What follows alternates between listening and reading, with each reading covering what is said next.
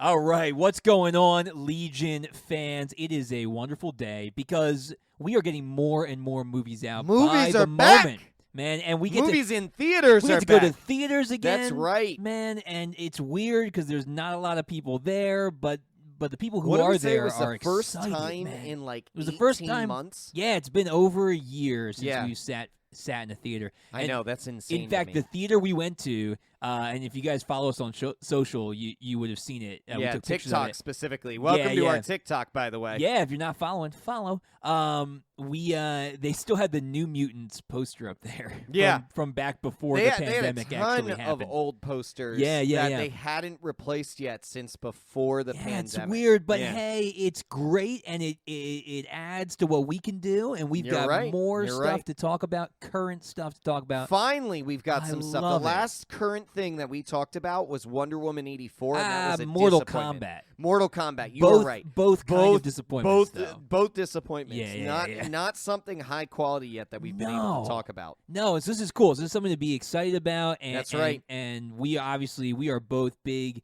Marvel and DC fans. Yes. But we've been waiting for an MCU movie. We've had Oh the my TV gosh, shows. yeah. They've been great. But Oh, they've held us over, and they've done an amazing things. We're so excited for this conclusion to Loki. Oh, yeah. And in all honesty, I think at this point, I love the TV shows. I would almost be okay if they did fewer movies and more of these TV shows. TV shows are great. I agree, but I still need those movies to keep us going. Yeah. And just the experience of being in the theater. Again. And It was there's so many great. different directions. We're going to talk about this a little bit at the end, but there's so many different directions that they can go with this, with what they've covered in the TV shows, and now what they're opening up in the movies. There's so many ways they could go, and they're sticking to some storylines. We know that there's like a couple of different theories out there as to what's happening next for the Avengers. Yeah, right. Yeah, we're going to go over that, So we're going too. to talk about that a little bit because it's very exciting, all of the different things they could do. Hey, man, I said it when we started this podcast, and I stand by it. Kevin Feige is our Madam Web. Yes, he has everything working together.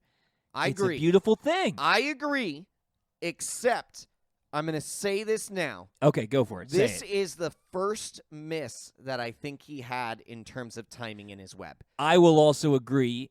I will say that where he placed it fits beautifully according to cinematic, quote-unquote, timeline. Sure. But when it comes to release date timeline, I agree. It was a miss. What are we talking about, though? We're talking about Black Widow. We're talking about Black Widow. Well, everybody's going to know we're talking about Black Widow. It's the only thing out. That. What other movie did we go see? Yeah, but somebody might be listening to this like 10 years from now, and they're going to want to know, who are we talking about? We're talking about Black Widow. We're talking about Black Widow. So if you haven't seen Black Widow, hopefully there's some theaters around you. I encourage all of our listeners, if you have a theater around you and you feel safe to go out to it, go see it in theaters. It's a big summer blockbuster. Even if bash. you don't want to it do is that, so much fun. If you have Disney Plus, you can watch it there. purchase it on Premier Access to be able to watch it in your home as well. 100%. But there's something about the theater experience. Oh, so yeah. if theaters around you are open and you are feeling safe, you missed it. Go for it. It is great. So if you haven't seen it, though, stop listening right now. I know we're going to talk about it. I know we don't really say spoiler warnings much anymore. This is anymore, a big one, though, because... But these are new. These are this is brand new. We normally don't say spoilers because it's like if you haven't seen something from 10 years ago, that's on you. That's on you. But this one I'll take ownership. Spoiler alert. Let's be aware. This is hot off the griddle. Right. All right, so we're going to go through the same way we've always gone through our movie correction reviews, our what happened here. We're going to talk about, is it a correction, is what it is, or is it a perfection? Yeah. We'll go through our carnage, we'll go through our correction itself, and then we'll talk about our verdict and our theories that go along with this new movie. Exactly.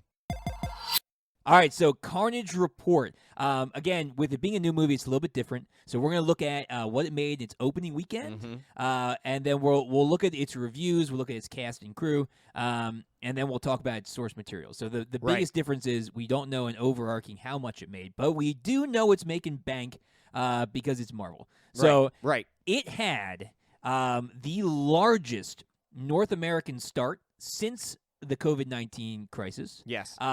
And not only that, but it was the largest Disney start since the Rise of Skywalker in 2019. That's amazing. Which That's is amazing. wild. I mean, people love Scarlett Johansson. They love Black Widow. We've been waiting for a Black Widow movie. People have been clamoring for this for years since Phase 1. So yeah, I don't we know. Saw her in Iron Man 2. People were like, "When we getting that Black Widow movie?" I don't know what's taken so long to get to this point. Yeah, I really don't understand it, and that's part of we'll what we're talk going to talk about. about. In the correction, yeah, but for sure. I'm just glad to have it now. Yeah, for sure. So it came in at 158.8 million in total. It's a massive which number is for huge post-COVID. Bring in. Yeah, man. Yeah. Everybody was coming. If there was a movie theater open, people went to go see it. And I I don't wanna blame them. We were name- there. We were there opening night. I want to name that those numbers also don't reflect Disney Premier Access purchases. So, Right, it's like, just that's theater work. just theaters. This Yeah, was Disney- also released at the exact same time And it's on what, it's like Disney Premier $30 Access. bucks? Like It's 30 $30 bucks? bucks. If you're, Yeah. I know that's a lot for a single person to like sit down and watch. But even if you're splitting that cost two ways and you're buying it and watching it with a friend or watching it with your wife, that's basically the cost of 2 tickets to go into the theater anyway. Yeah, for sure. So it's a steal. There's if a you've got a number family, man, there's a number of downloads. We watched it a second time that weekend on Disney Premier Access. Right, so I already know there's people out there who are going to be making those purchases. Yeah, and it was great. It was I mean, obviously helps again, so much to watch it a second time. Yes, it does. Yeah, and because you're so enamored in the theater to just be like back in the theater and be watching a movie and be watching a quality movie. And like, so much happens in Marvel movies. And you can't catch it all. There's so many tiny details. Plus, we're getting kind of old, and so we put the closed captioning on, which makes us be able to hear the things that we maybe didn't hear. To be fair, some of the Russian accents were a little thick, so it's like you couldn't always catch what was being said. Alexei mumbles a little bit, let's be honest. Which is great. Yeah. I thought you were going to blame me for being old. Well, you are old. Yeah, it's true. Yeah. All right, so casting crew. So we've got Scarlett Johansson returning as Black Widow. And then we've got a whole bunch of pretty much her entire supporting cast is brand new.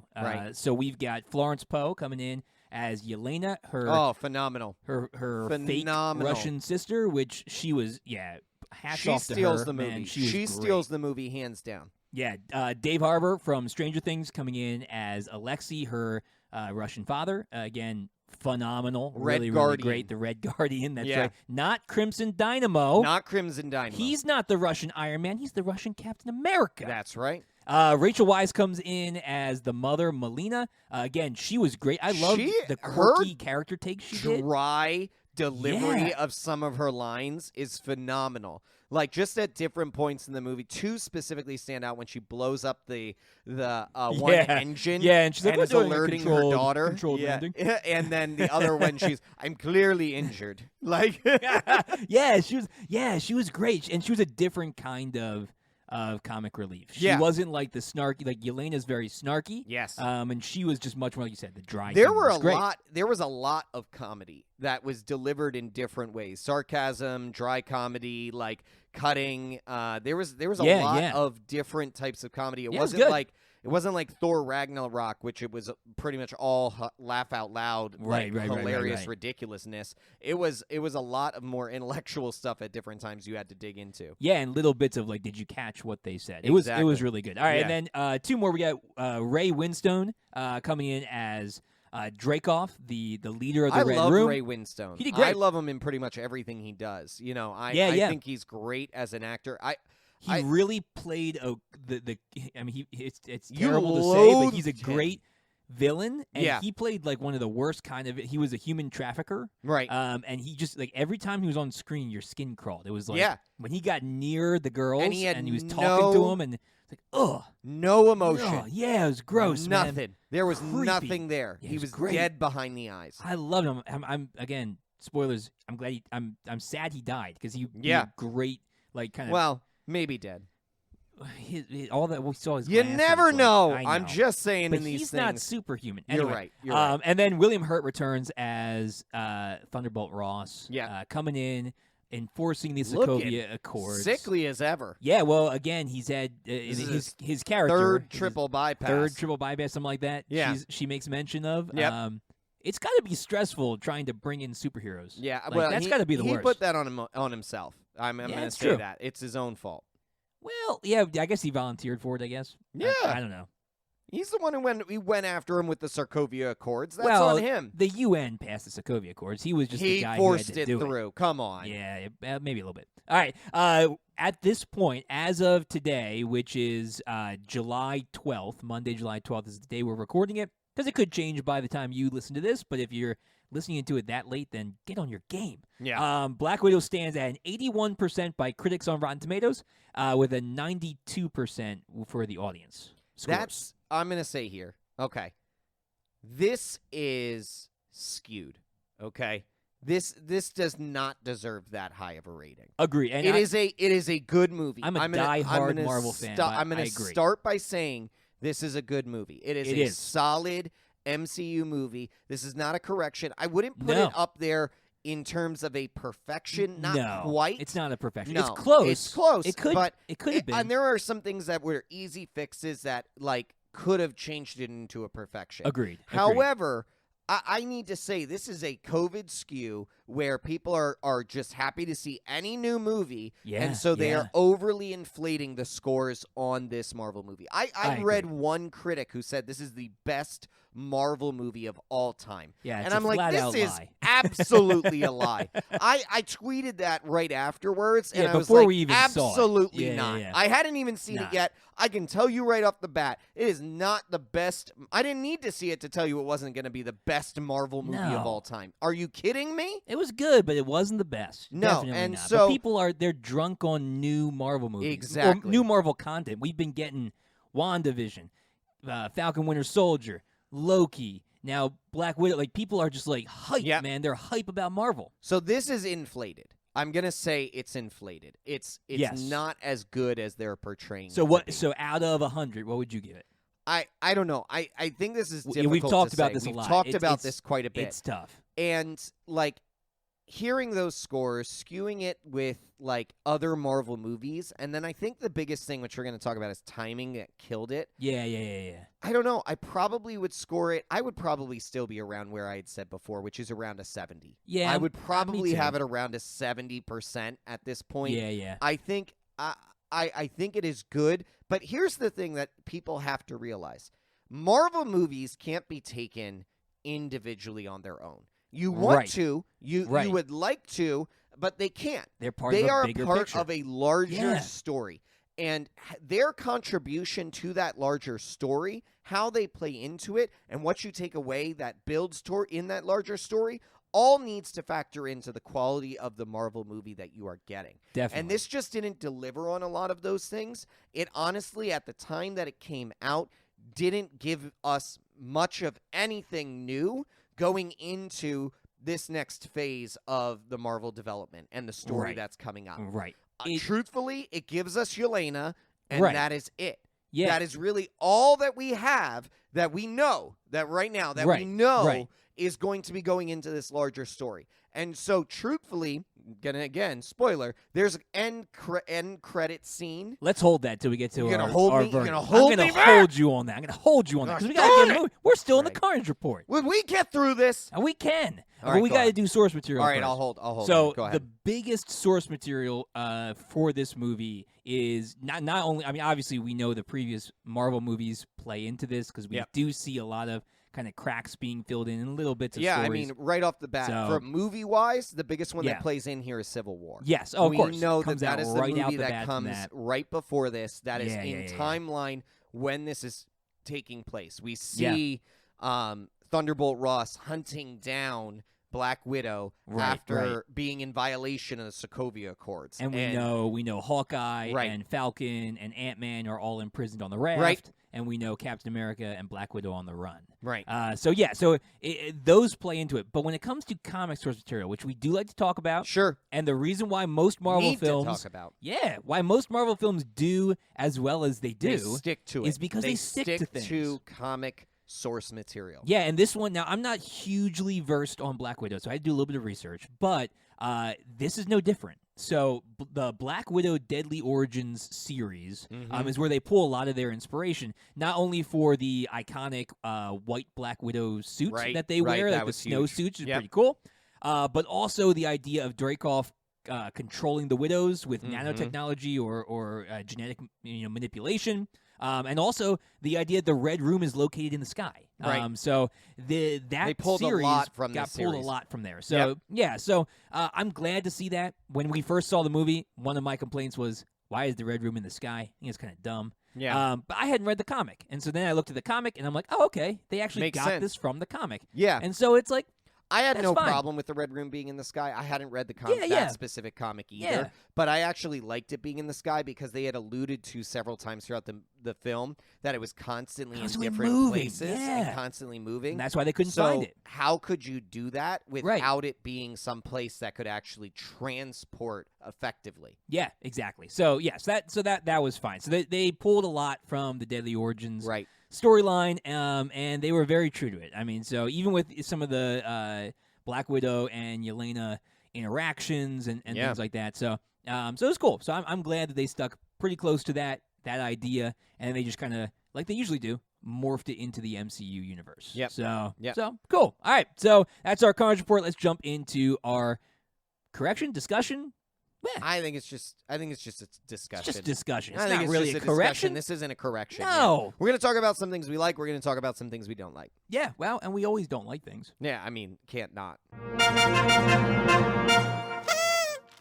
All right, so this movie, it was high octane, man. It fired on all cylinders all throughout. I know we talked a little bit about some of the slow aspects. There were some slower dialogue-based aspects, but I thought the emotional beats were fine. There were some times that did feel like they drug a little bit, but I didn't really feel like, truthfully, they dug into very many real emotional beats. Oh, are you kidding me? No, I'm gonna hear me out on this. I really did. Hear me out on this. Yeah, let me hear it. The big emotional beat was at the dinner table with the family brought back together. They did that really well. That was the big I agree. That was emotional really beat. good. Okay, I thought that was done really well. Yeah. I thought it was very poignant. Yes. I thought it was very real. I loved that they kind of slipped back into their old roles where where the mom is don't slouch, correcting her on I don't slouch, and she's then, serving them all, serving food. I don't want to eat, all this back and forth. I thought that was all really cool, and then on top of it, having the layers of the emotional trauma that went along with their 3 years together. As a pseudo family. Yeah. So I thought that was really good. But I have to be honest that most of the emotional beats seemed to be cut short of actually feeling their emotional weight by sarcasm or joking. And I felt like if they had dug into some of those a little bit better, instead of taking the cheap joke that kind of distracts you from the emotion, okay, it's getting a little bit serious, we cut a joke and then we move on. I felt like that was done too much. Marvel has been accused of this in the past. Yeah. So Guardians 1, they were accused of it. Guardians 2, they were also accused of it. Yeah. It's a hard balance to find. Reality that they faced, and I don't think they helped themselves with this movie, is what I'm saying. Right. It's a tough balance to achieve where they have this seamless. I feel like Winter Soldier is a really good example of taking the serious when it's serious, and taking the fun when it's fun, and having a good balanced movie. That has a very good balance. Yeah. But this is very dark material. Yes. Well, and this I think that's is maybe very why hard things to grapple with. Maybe that's why they leaned into the humor a little bit more, but I though. think I think they were a little nervous of it. Too much. Yeah. I think the reality is you have to deal with the reality of the situation. Sure. And you have to allow the weight of that to impact the audience. Yeah, We've seen worse in a lot of other movies. Oh, and sure. I just think they didn't. They were a step short and used the joke to kind of distract from the seriousness and the gravity of the situation a few too many times. So I would agree that there were some times where that happened, but what did you think was a more emotional beat than at the table? I would say the bigger emotional beat was the end confrontation between Black Widow and Dreykov when she finds out it's his daughter,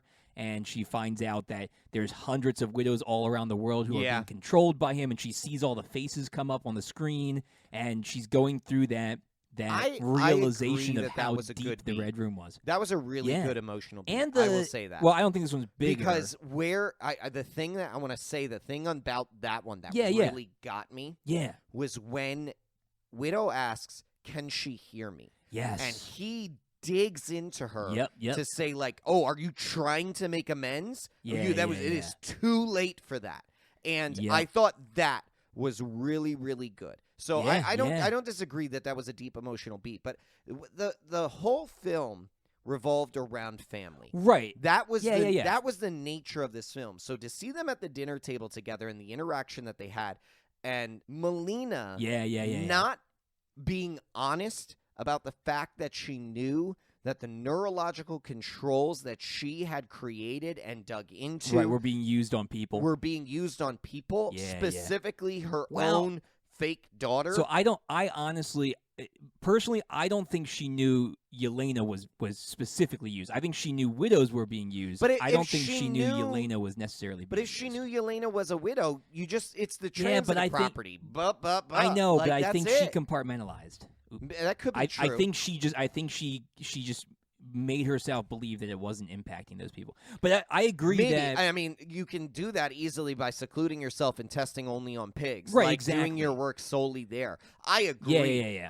I'd be willing to bet she did compartmentalize, but then having... Because the look on her face when she heard that it was Yelena... But that only further proves my point that she had to come face to face with the reality that what she had created or what she had advanced... Because she didn't create it, we know that. Right. She helped. She helped took to advance pieces of S.H.I.E.L.'s technology and whatnot. Right. Yeah. But she had to come face to face with the reality of what she was doing in her daughter. Yeah, and I get that, and that emotional beat was built on by the first scene in the movie where they're actually a family and they have to kind of run, and then when they get to Cuba, the daughters are taken, and the father and Alexi's just callous about it and everything. So there's three big emotional beats. No. You're missing what I'm saying. What are you saying? So that first scene, when they fly to Cuba, and you see all that, and she has to defend her little sister with a gun, and that is what makes the scene you're talking about bigger. Right. Because that plays into it. That's what I'm saying. So I'm not saying that the first scene was bigger. I'm saying the first scene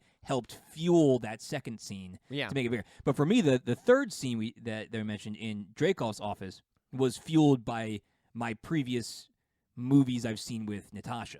Like that's because fueled by her fear and her ledger and her what the Red Room did to her, and then seeing it done on an even greater scale to all these hundreds of young girls. And even bringing back finally, I mean, it's such a great callback. So the first Avengers movie, when Loki is talking with Black Widow and trying to get under her skin, and she uses Loki to figure out that the Hulk is the reason he's there. He mentions the red in her ledger, but he also mentions Dreykov's daughter. And so they're bringing that one little phrase to fruition. Tiny detail. Yeah, and so we see all the way back from there. It brings up to what actually happened in Budapest and what actually made her break. And then she's brought, her sins face in front to of her. face with that. Her sins are brought in front of her. That's what the movie's about. Is really great. Having to have to face your sins. Having to have to face the red in your ledger. Yeah, so good. But anyway, they were great. There were three big emotional beats. Yeah. It was that first scene. It was the scene at the dinner table, and then it was that final scene with Dreykov. And they were done well. Yeah. But what I'm saying is, in between, that's where there were misses. Because even just like the interactions with Alexei when they first save him. That was a joke. That was all a joke. And they made it all a joke. It was funny, but it should have been a little more serious. I mean, this is the man that was your father, and they ended it with him speaking directly to the things that they felt horrible about. Right. He was proud of. Praising them. He hugs them, and then they both make jokes about it and walk away. That is the beat. That is a beat short. Well, so it was, so they were real close in that scene. Right. That scene in particular, because Natasha just walks away. Right. And then if that would have been done. In fact, I really liked the fact, and this was part of it, I think, but then they ruined it with a joke. Right. I really liked the fact that Natasha immediately pushes away, right? Because she has found family elsewhere. Right. But Yelena stays in the hug. Like, she doesn't fight it at first. And I agree. There's actually a moment on her face where it's like, I'm being hugged by my father. Right. And then she realizes that she shouldn't be happy about this because he's a jerk and evil and whatever. But then she makes a joke of, you smell really bad. And walks away. And it just kind of... That was the piece that was... ruins it. It dissolves it out. Yeah. Yeah, and that's what they do too often, is they bring you to that edge of a deep emotional connection and a deep emotional understanding of what a character is feeling. Yeah. And then they deflate it. Well, you know what it is? What? You know what it is? They put themselves through way too much emotional trauma with Infinity War and Endgame. I don't want to go down this by road. Having Scarlet Witch have to kill her love and then have her love be brought back and then have her love killed in front of her again they were just like, you know what, this has been we are not gonna do that again. Don't want to go down that tunnel again. But you're right. So that is one thing. I don't hate it. It's just that's where when you brought up emotional beat, it's just something that I felt like we see in too much in Marvel movies where it's like it's a beat too short. And don't get me wrong, I love the comedy in Marvel movies. And these were great. And the jokes were great. Yeah, there were good pieces in here. Florence Poe was fantastic. She was so funny. But let me give you one other example that I I thought was really good. It had jokes built in with it, but then it fell apart at the end. Okay, go for it. Alexei bears his soul in the cell to who he thinks is Natasha. Yeah. And it's not. Right. It's the mom. Yes. And so when he finds out it's not her, he's like, I just bared my soul and it's just you? Okay. Then he does it again, thinking he has an earpiece in. Oh my goodness! And she's like, no, you don't have an earpiece. Right. Why not? Well, that wasn't part of the plan. Yeah. And so he does it again. Yeah. And then at the end, when he actually is standing in front of Natasha, he says, "I'll just mess it up." He said, "I'll just mess it up." Yeah, which now did go nicely with his character, but it's a joke. Yeah, it's a joke. She needed that. So Natasha doesn't know anything he said. Yeah, now not that she needs it. I think I think she does. But it would have been really nice. I would need it. Yeah. I would need it as her. If I'm putting myself in her shoes, I need to hear that from him. Yeah. Everyone else got to hear it, except me, the person who needed to hear it. All I got was, just mess it up. Well, she'll hear the story later. What? From who? She's dead. She goes to her grave. Yeah. Spoiler. This is what are you talking about? I know. She goes to her grave. Yeah. Not knowing how her father really felt about her. We have to grasp onto that. Yeah, so actually my wife and I we talked about this a little bit because we were trying to figure out how you're supposed to feel about Alexei at the end of this movie, and even Melina. How are you supposed to actually feel about them? Because they're not good people. Like they're not good guys. No. And I'm sure. So if frankly, none of them are. No, definitely not. I mean, Black Widow is probably the closest because she's been trying to make up, quote unquote, for what However, she's done. Yelena makes the real cutting point. Yeah. Of she is a killer. Right, we're both killers. On the cover of magazines that little girls look up to and say that she is their hero. Yeah. Like that is real. Yeah, it's a little harsh though because she stopped the assassination game a while ago. So like you can't hold people to who they were. I agree. And so there's I agree, but that is a very real, very and real you can comment. feel the hurt. You can feel the hurt that's in Yelena because she looks at Natasha and she's like, we're the same, but why are you praised as a hero? And anyway, but regardless, how are we supposed to look at these characters at the end of the movie? Because they're not good guys, and they're not going to be good guys, and they're not good family for her. No. And it was kind of odd. Like, it was an odd, because at the end she says she has two families. She has the Avengers, and it's like... And one of them is in bad shape right now. Right. Well, that one's in bad shape. Yeah, and that one is not fixed. She's talking about the Avengers when she says that. Yeah, and so like we at the end of this movie we should not like Alexei.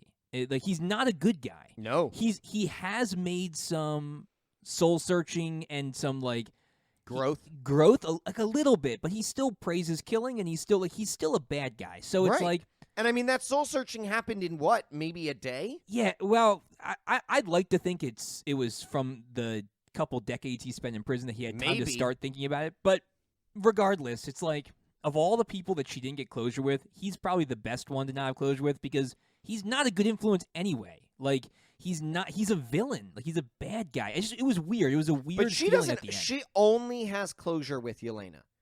Right, which she only has real closure with Yelena. Well, she had a little with Melina because they had that little conversation and they came up with the plan together. The plan is a tactical plan. No, I know, but still, the fact that Melina was willing to, like, she found out that she had been to the Red Room a whole bunch of times, that she was used by Dreykov in a ridiculously terrible way, and then she had the guts to then stop being the coward. Like, she heard Natasha call her a coward. It is and Natasha's heart that changes her. Melina. Yeah. I'm with you so on she's that. a little bit better, but I don't know. It's But odd. that's not closure.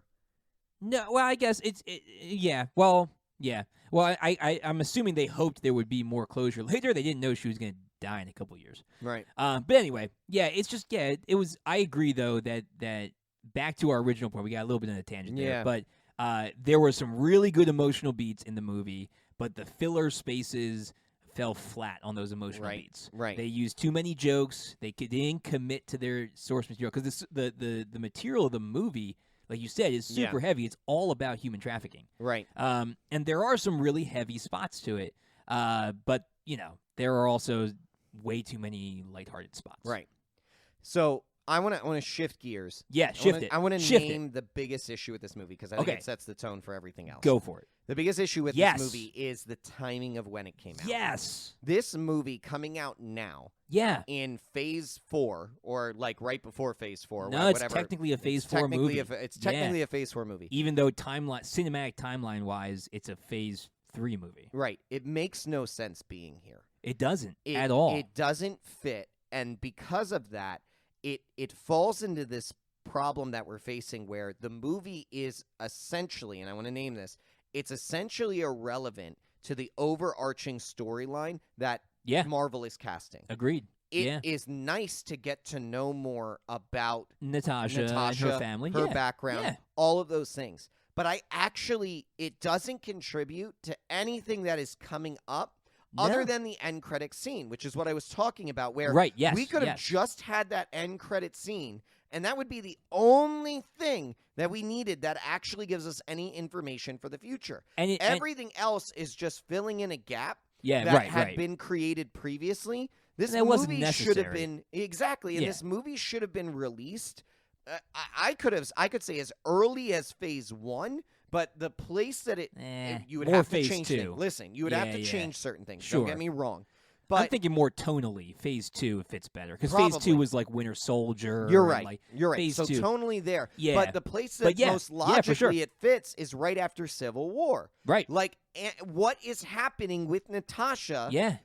Between and why the didn't we Sokovia get Accords it? And why didn't we get it? Why didn't we get it? Like then fans have been asking. It gives me an understanding of what Natasha is doing. Not just Natasha, but also Steve is doing, because they are the only two named on the run that haven't been captured and imprisoned. Right. All we see then after that is in Infinity War, when they come back into the fold, that they've been on the run for all these years, where it's like, that's a gap. That's a real gap that we could be addressing. Yes. And we didn't do it then. And it would be wonderful. It would be fun.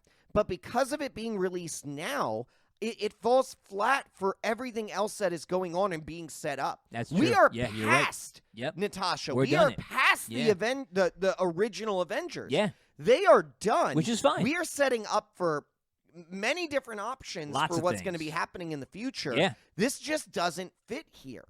Yeah, and but you know what it does do? It answers the most important question. What is that? The most pivotal question. This is a fake question. That has real. Plagued fans. This isn't important. Since Infinity War arrived. Okay, well, let me jump in there. Let me guess what it is. Guess. Is it who would win in a fight, Loki or Miss Minutes? No! Because we did tweet that, and we got an answer. We got an answer. Apparently, if you haven't seen it yet, you should check out the latest Ask Marvel. That's right. Legion's tweet Good was plug. featured on there. Yeah. And we got an answer from Sylvie That's as right. to who That's would right. win That's in a right. fight. That's right. That's right. Loki or Miss Minutes. Now, she said it. Loki. She said Loki would win. Hands down. That's not true. She said Miss Minutes is just annoying. So, number 1. Yeah. Bold-faced lie. Bold-faced lie. Number 2. How dare she? How dare she? Here's the deal. She's never fought Miss Minutes. That's right, and that's what she said. Yeah. She's never seen Miss Minutes fight. Well, guess then, what? We don't have a really clear answer on this. I've never seen her fight. So I sent a message to @TerraStrong to be able to get her rebuttal to Hopefully the situation. Hopefully we'll hear back. Well, that's not what was answered. You know what was That isn't the most important question. Well, now, but not during Infinity War. Sure, what are you trying to get at here? Why did Black Widow have a green vest with lots of pockets on it? That's true, but that hasn't plagued anyone. It has plagued everyone. Black Widow's color scheme is always been black and red. Well, and now she's got a green vest on. Why does she have a green army surplus vest? I'm glad we got the answer. Well, now we know because of her sister. I'm glad we got the answer. That's all we needed to know. I mean, after that happened, I was ready. After I saw that vest, I was like, well, that's how she got there it is. I can really just leave the theater now. Else. Yep. but this is the issue with this movie. You're right. The timing is off. I would score this movie higher. I would too. I would score this movie higher had it happened at a different time. Because we can't take this movie in isolation of itself. I will never watch it now unless I have to watch it as like a epilogue to Civil War now. Sure. That's how it works, and that fits well. It's just the kind of a prequel, like side story that was just, man, like Black Widow deserved better. I don't know why they didn't put her movie out faster. She did. She deserved better. Scarlett Johansson, killed the role, and she did a phenomenal job, and she put everything into it. Yeah. And this movie, it should have come out earlier. Yeah. But it's disappointing because I think it would have been a good film when it came out. Had it come out at that time. I just right now it's a good movie. Yeah. But it just doesn't fit. It just doesn't fit here. It doesn't. And you know what? That end credit scene, which we'll talk about in our verdict when we go over what we believe is going to happen next. That end credit scene could have just been the first scene in the Hawkeye TV show. Right. And that would have been fine. Exactly. It doesn't have to actually be a stinger. It could have just been the intro to that series. Yeah. So, yeah. I have to also say, one of the other things here that is a formula that I think they had a miss on, okay? And I might catch a little bit of flack for this. But here we go. Get ready for the flack. What is your favorite standalone dangerous Marvel movie? So I don't mean in Avengers. I don't mean Civil War. I mean like that's your easy. Single, like it's simple. Thor or Captain America. Or which one is it? Wait, in a specific movie or a specific movie? Okay, Winter Soldier has always been my favorite, great. And it will always be my favorite. Let's go with that. So I'm going to use your example first, and then I'm going to go to mine. Okay. Good. Okay, go. What do you really like about Winter Soldier? Everything. You're terrible. What made Winter Soldier a great movie? I think that it was a wonderful. I said earlier in the podcast, it was a wonderful blend of serious and comedic. Mm-hmm. It gave fuller backstory to the characters we already had started to love. Like we got to see Black Widow a lot more. Pause. I want you to expand on that, okay? Because this goes to my point. Okay. We got to know the characters that we had a little bit deeper. Yeah. Who were the characters in that movie? Who were the main characters in that movie? So it was a Captain America movie, so we know Captain America, but who else? So the ones that we got to know the most were Cap, Black Widow, Sam, and Bucky. Okay. Those were our four main I want to name for you. Yeah. That is one of the best of the Marvel individual It can stand alone, right. and it also feeds into the greater portrait. I have a different one. I love. By the What's way, yours? I love Winter Soldier. Yeah. Mine is Thor Ragnarok. Oh, so good. Yeah. Similar situation. Yeah. Okay. We introduced a few new characters. Sure. But we got to expand on characters that we already knew. It surrounded Thor. Yep. But we got Thor, we got Hulk, and we got Loki. Yeah, we did. Those were three who we had already seen before that we got a deeper backstory on. Yeah.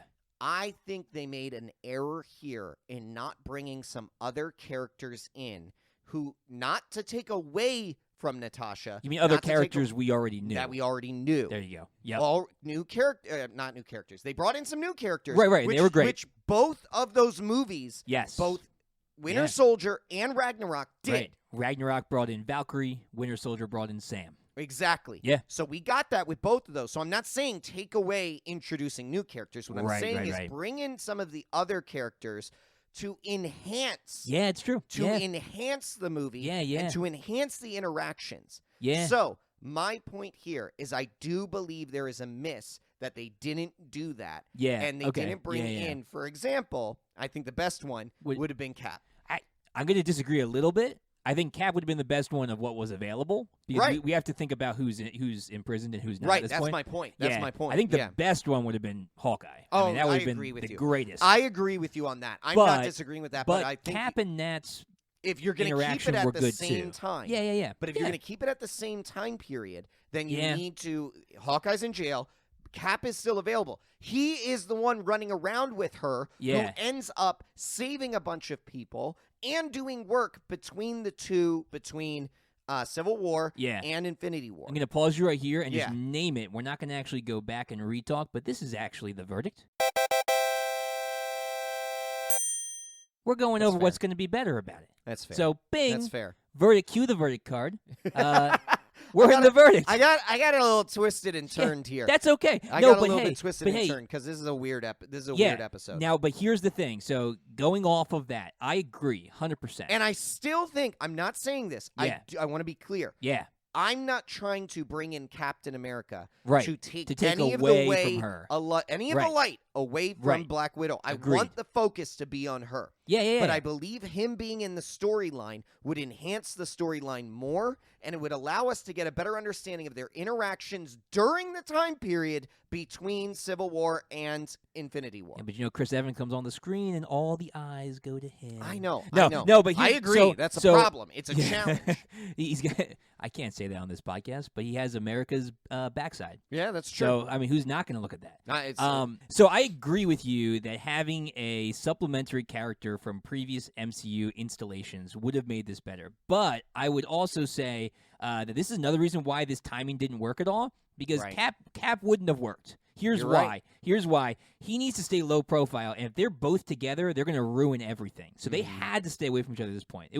Things were too hot. Okay. So they couldn't have been together, which is, again, why this movie should never have taken place in this time period. I think if they were going to make it better, they should have either gone 100% prequel and done something early in her career. Origin story for Origins her. kind of style. Or, speaking of origin kind of style, man, they should have done a Disney Plus series about Budapest. Alone. Just their time in Budapest, working Hawkeye with the Hungarian police and going after Dreykov and the daughter, and that would have been sick. Then you would have got your supplementary character with Hawkeye, but your focus still on Natasha breaking out of the Red Room, and then it wouldn't have felt because the reason why I think this felt so kind of half of a movie is because it was so close to the current time period, but not the current time period. It was if it was more detached from the story, from where we are in the universe, it would have felt better than here, because now it just feels like we passed all of that, and then we forgot. I guess we got to go back and talk about Black Widow. Yeah, it's like they're going back only for the to me, that's not fair for feeling her. Like they missed something. Yeah, and it's not fair for her. That is a disservice. It would have been better Black to have Widow. It's a disservice to the work that Scarlett Johansson has done. Yeah, give her a Disney Plus series where she's doing Budapest with Hawkeye. With Hawkeye, that would have been sick. And keep the highlight on her. Yeah, and her entrance into S.H.I.E.L.D. Yeah, I think that if you're gonna fix it, change it to a Disney Plus series. Make it about Budapest with her and Hawkeye. I agree. Either of those things, I think, could have helped with enhancing this movie. The easy fix: put it in the right place. Just put it in the right place in terms of release date. That is the easy. 100%. You could have not changed a single thing about this movie. Yeah. And just put it in the right place. And I probably would have scored it a lot higher. Would have loved it. I wouldn't have had a single one of the issues that I'm talking to you about. Agreed. Yeah. All right. Let's end this video with a little discussion about the future. What we're looking at in the future. So the one really solid knock out of the park thing was the end credit scene where we see Yelena get approached by Val, who is the same woman who approached U.S. agent John Walker to recruit him for a super team. And she's already recruited Yelena at this point. She's been doing missions for her, and she gives her a new mission, which is why we mentioned the Hawkeye TV series, which is coming out later this year on Disney+, which was to go and kill Hawkeye. I don't think that this is going to link up very well. And hear me out on this. Let me hear it. We believe that Val is not her full Madam Hydra self yet. Right. She's still a sleeper agent, but she's still working for the U.S. government or S.H.I.E.L.D. So in the comics, Madam Hydra works for S.H.I.E.L.D. She's a double agent. She has a relationship with Nick Fury, and she helps Nick Fury with the teams that he works on. Right. So we think she's still working, one of the things quote unquote, for Nick Fury. Right. So one of the things that we hope is being built out of this is either, or it could be both, the West Coast Avengers, or the Dark Avengers, or West Coast Avengers into Dark Avengers, or like a Thunderbolts kind of thing, like, because we know Dark Avengers, it has a lot to do with Norman Osborn, and they might be bringing him back in with Willem Dafoe. Please, Willem Dafoe, bring him back in. So it might be a Thunderbolts kind of a thing, which is still, villain team brought together to kind of like a Suicide Squad kind of a deal. Right, but my point here is she's gathering Yelena, people. But she's gathering people and then sending Yelena on a mission that's actually going to cause her to question who she's already working for. And I think it's cause Yelena to question? Yeah, cause Yelena to question what she's doing and who she's working for. Yeah, unless she can give really good, like, obviously fake evidence that Hawkeye, because her claim is that Hawkeye killed Black Widow. But you're right. Nobody knows what happened on Vormir. Other than if she has, because if she's working with Nick Fury's in space. Right. If she has some kind of a way to know that Hawkeye and Black Widow both went to Vormir, and then Hawkeye was the only one who came back out. Right. She could use that pretty well. Like, Yelena doesn't know Hawkeye at all. Right, but she's going to talk to Hawkeye. We know 100%. That. We know that they're going to talk. Yeah. So at least the shadow of a question is going to already be placed into Yelena's mind. Which is good. I think that's going to start I think it's too early. I think it's too early.